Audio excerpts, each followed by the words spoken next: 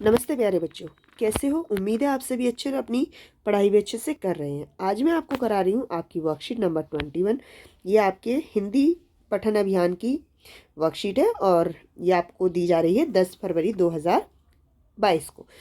और आज की थीम है हमारी दोस्ती। तो वर्कशीट शुरू करने से पहले आप अपनी क्लास लिखेंगे, आपका सेक्शन ABCD लिखेंगे, आपका नाम डालेंगे और आपके टीचर का नाम, और उसके बाद आप अपनी वर्कशीट को शुरू करेंगे।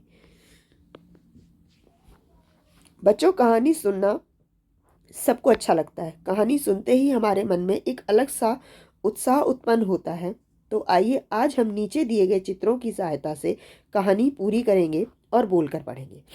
आज हमें चित्रों की सहायता से कहानी पूरी करनी है, ठीक है? चलिए। एक जंगल में ऊंट और लोमड़ी की मित्रता थी।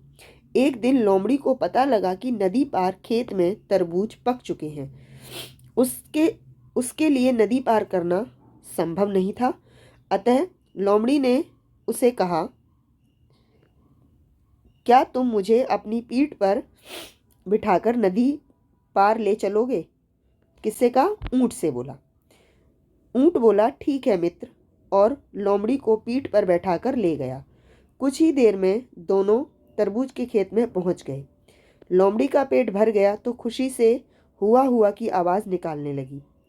ऊंट ने उसे शांत करने का प्रयास भी किया। तभी खेत में किसान उनकी आवाज सुनकर दौड़ा आया। ऊंट को देखकर किसान ने उसे लाठी से मारना शुरू कर दिया। लोमड़ी भागकर पेड़ के पीछे छिप गई। ऊंट कराहते हुए बाहर निकला और पूछा कि तुम हुआ हुआ क्यों करने लगे? उसने कहा कि अगर मैं ऐसा ना करूं तो मेरा खाना नहीं पचता। वे जंगल की ओर लौटने लगे। मार खाने के बाद भी ऊंट लोमड़ी को पीठ पर लादे नदी में तैर रहा था। अचानक ऊंट ने पानी में डुबकी लगा दी। लोमड़ी घबराते हुए बोली, क्या कर रहे हो? ऊंट ने कहा, खाना खाने के बाद मुझे ऐसी डुबकी लगाने की आदत है। अब ऊंट ने क्या किया? जैसा लोमड़ी ने किया वैसा ही ऊंट ने भी किया। अब हमें क्या करना है? उपरोक्त कहानी को पढ़ते हुए इस कहानी का अंत आप अपने शब्दों में लिखिए। अब आप अपने शब्दों में क्या लिखेंगे? जैसे लोमड़ी की वजह से ऊंट को किसान ने मारा, तो अब ऊंट ने उससे बदला लेने के लिए पानी में डुबकी लगाई। तो हम इसका अंत कैसे लिख सकते हैं? डुबकी लगाने की आदत है। जैसे ही ऊंट ने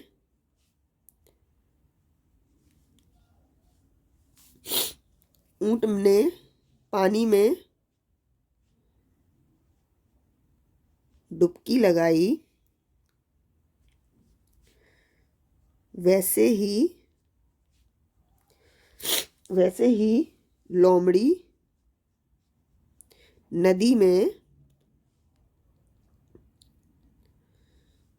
लोमड़ी नदी में गिर गई और तब उसे अपनी गलती समझ आई।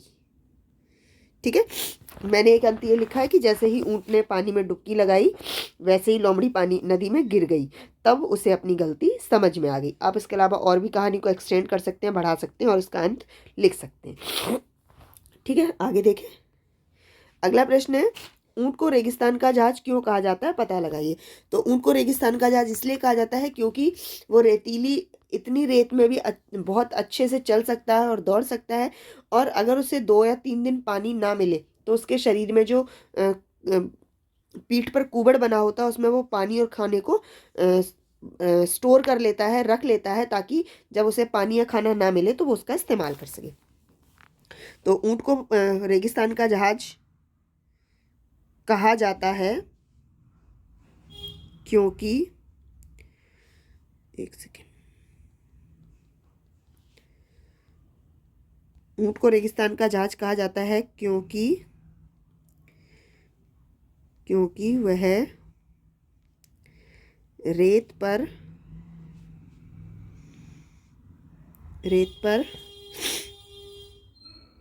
आसानी से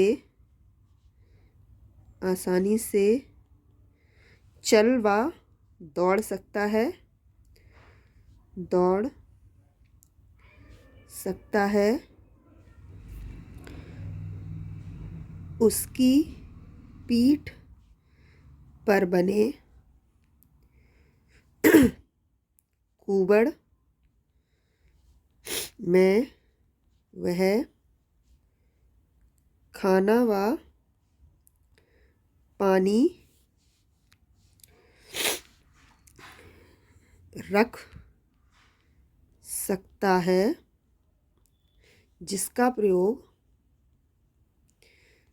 प्रयोग वह ज़रूरत होने पर करता है। ठीक है।